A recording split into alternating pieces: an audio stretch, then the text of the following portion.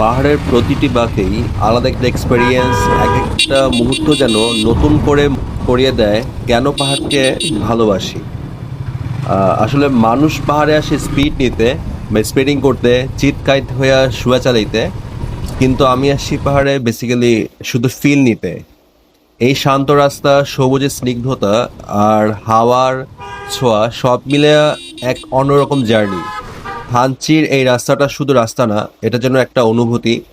প্রতিটা বাক্যে নতুন করে মনে হয় জীবনটা আসলে এইভাবেই কাটানো উচিত, প্রকৃতির কাছাকাছি থেকে।